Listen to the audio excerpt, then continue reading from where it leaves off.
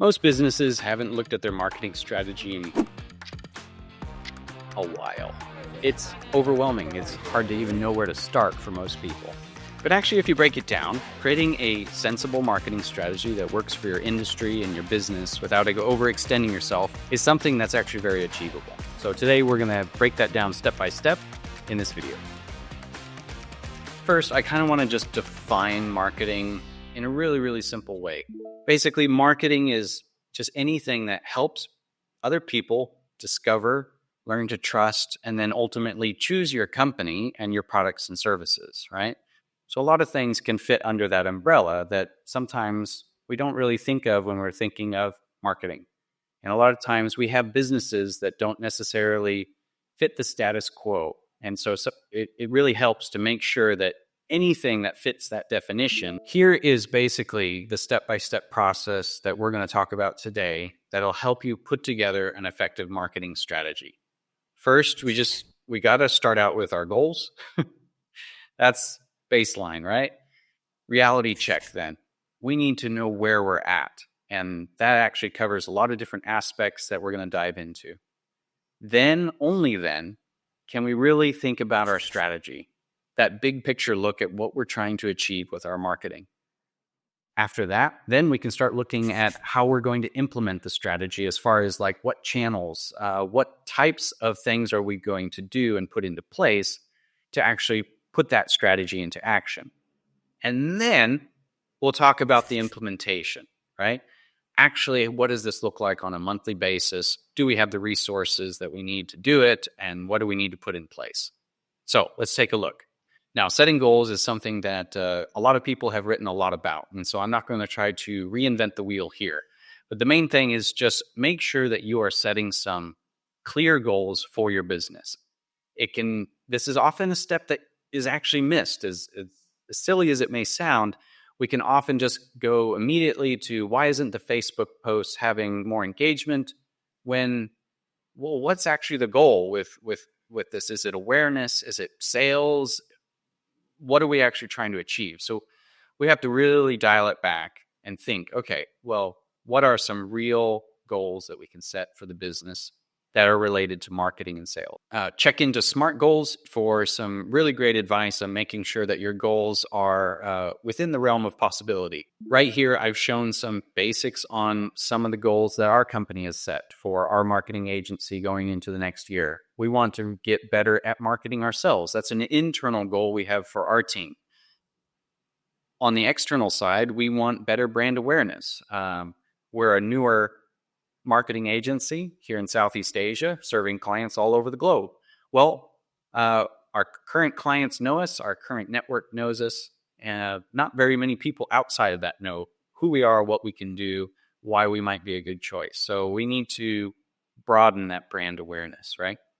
And then sales. So we have some specific sales goals that we'd like to do, and that's our goal, right? So for example, you'll see here that we don't have American customers listed as a sales goal. Well, that's only not because we won't take American customers. It just means we're looking for generally customers closer to our time zone. So we've created a goal.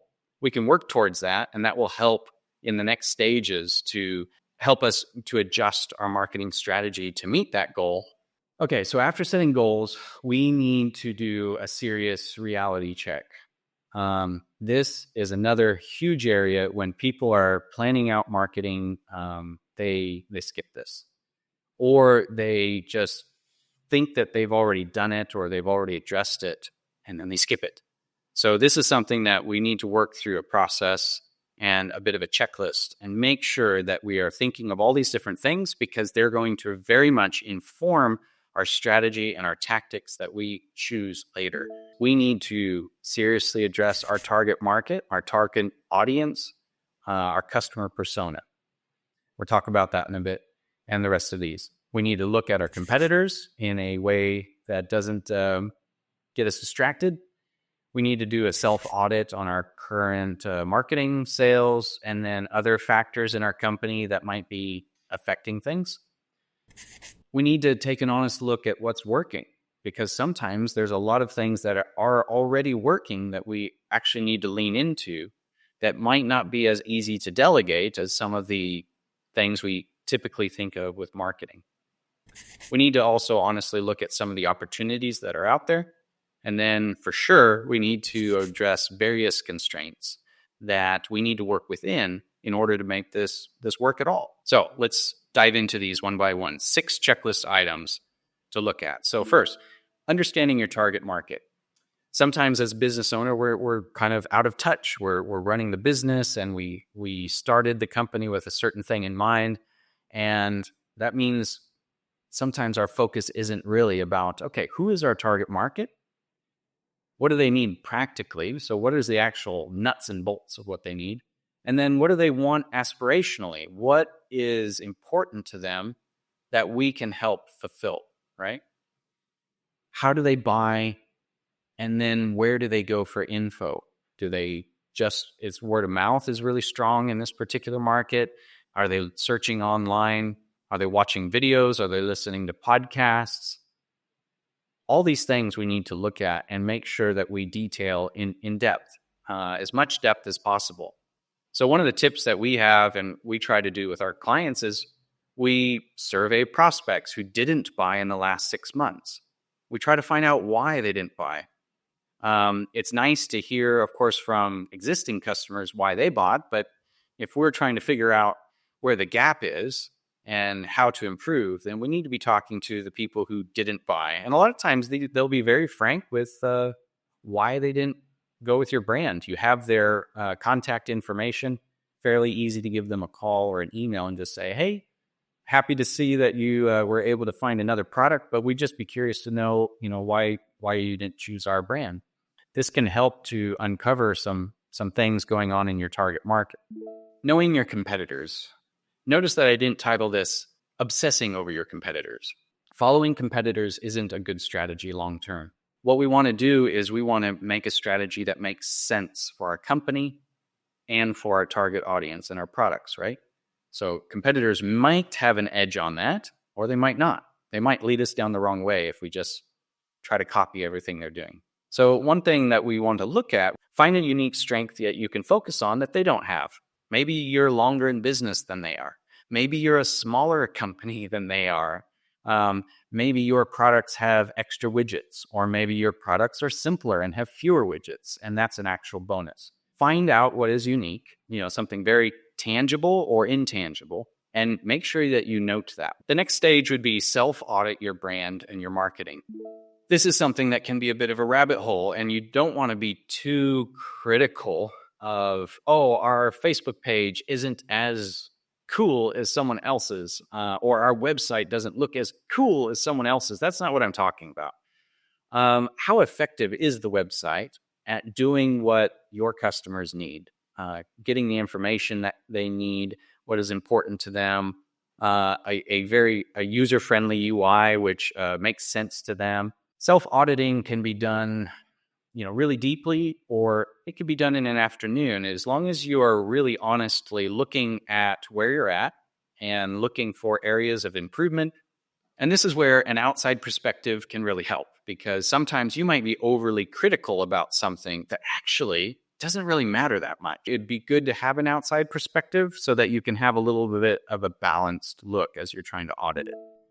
Really take a few minutes to look at what is working right now without you doing any changes to your marketing or sales. How are you still in business right now? A lot of times it's existing customers that are coming back and buying. Oh, that is something worth thinking about. This is a case of looking at the data. So if your website has good analytics and you've been tracking those over time and your ads and things like that, look at that, bring that out. But also you're going to have to use your gut, your instincts. You get a sense for maybe there's a lot of inquiries coming in, but they're not any good. But then if you get a phone call or if you meet someone at an event, it's a really high quality lead and there's a much better conversion rate on those into good customers. So if you notice patterns, lean into what's working instead of reinventing the wheel. Then moving on to opportunities. So what are some untapped opportunities? It might be little things like, it would be great if we had a lead magnet using this expertise that we have in the company. If we had a lead magnet on this particular topic, so maybe it's a partnership with another business. This is where you can kind of brainstorm and really talk about go crazy. Now, you should have a good collection of maybe some practical, helpful opportunities that haven't been taken advantage of yet. Focus on quality, not quantity here. All right, we come the last of the 6 checklist items, to knowing your limits and being really honest with those.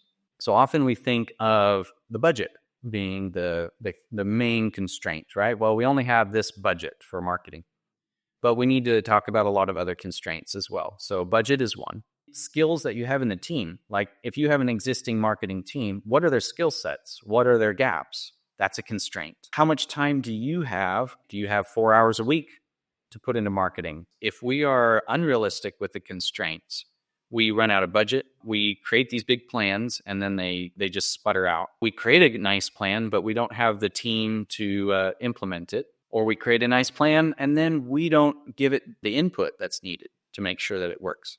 Identify areas where outside help could make a difference. So now we move on to building your marketing strategy. We're taking that checklist of 6 items that we just went through, and then we can connect it to the business goals that we set out earlier. So a marketing strategy generally looks like this. Our target market struggles with these problems. We'll guide them in solving these problems by using these specific tactics. You can see how this giving us a framework to how we'll solve those problems.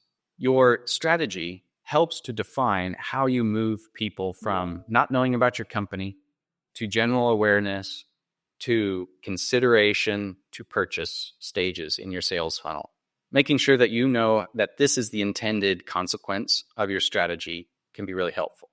The next step is selecting formats to implement the strategy. Based on the strategy, we're going to do what? There are different ways that we can engage with our audience. We can entertain them, we can inspire them, we can educate them, we can sell directly to them. And each of these kind of corresponds to a different area of the sales funnel. Like entertainment and inspiration can be kind of more brand awareness, attracting people into the top of that funnel. When education, is like the next stage, where now they're looking at different solutions. They're the middle of the funnel. They're in the consideration stage. And then selling to them. For example, a demo video of a particular machine, right? Or how this coffee machine works, right? That's purchase consideration. They are really looking at different models. Pick a mix that matches the audience and your company. Now we move on to selecting tactics to implement the strategy. A lot of people, when they're planning out their marketing, they're just immediately come in here and start, okay, we're going to make some videos, we're going to do some podcasts, we're going to do some ads, etc. So this is why a lot of marketing strategies fizzle out so quickly. Because we've done all that filtering, we can now pick tactics that directly support our strategy. And we already know that it's something that we can do, we have the capacity to do. So here are a few categories of different marketing tactics that you can use. Start to come in and just knock things off the list and start picking things. Now, moving down, once you've kind of selected some of the tactics that you feel like you're going to use in order to bring your strategy to fruition, break that down into quarterly goals and actions. You really have to start segmenting here and planning things out step by step.